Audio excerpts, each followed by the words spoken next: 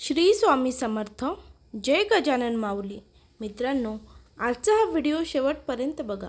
Video सुरू करण्याआधी मी गजानन महाराजांच्या चरणी प्रार्थना करते, जो कोणी हा व्हिडिओ बघत आहे त्यांच्या आयुष्यातील सगळे दुःख नष्ट करा, त्याचबरोबर त्यांच्या घरात आनंद व आनंदच द्या.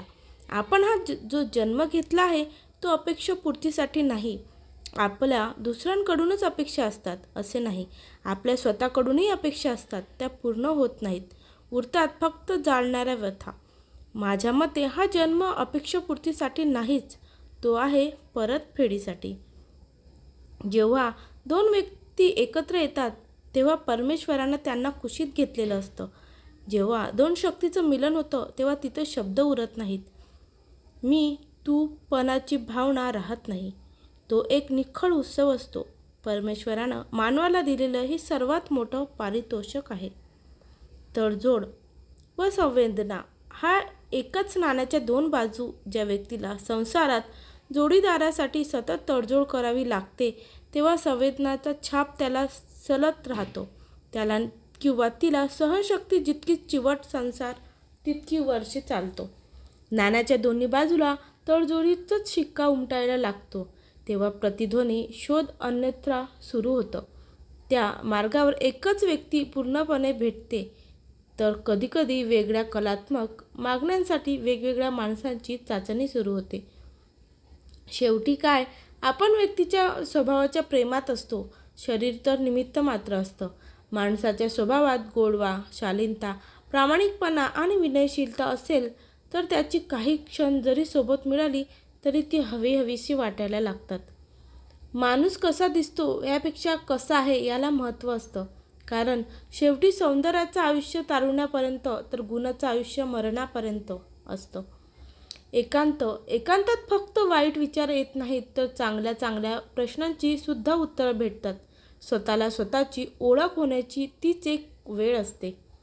संवादाची भूक ही जिवंतपणाची साक्ष आहे. माणूस आणि जनावर हाच फरक आहे. शब्दांचा शोध हा तेवढ्यासाठीच अणूच्या शोधापेक्षा महान शोध आहे. विद्वान व्यासंगी माणसाच्या सहवासाचा आनंद जितका अलौकिक असतो तितकाच आनंद सात्विक निष्पाप माणसाच्या सहवासाचा सुद्धा असतो. परमेश्वर बोलत नाही, तू कुणाला काहीही सांगायला जात नाही खरा, पण तसं येऊन सांगण्याची त्याला गरजही नाही. त्याच्या योजना तो दुरून पार पाडतो, मग त्या सौख्याच्या असोत व शासनाच्या असोत. शब्द नेमकेपणा दर्शवतात. त्याचं नातं सगुण साकाराशी भाव ही शब्दाधीन होणारी गोष्ट नव्हे. म्हणूनच परमेश्वराने डोळ्यांची मांडणी मेंदू आणि तोंड ह्यांच्यामध्ये केली आहे.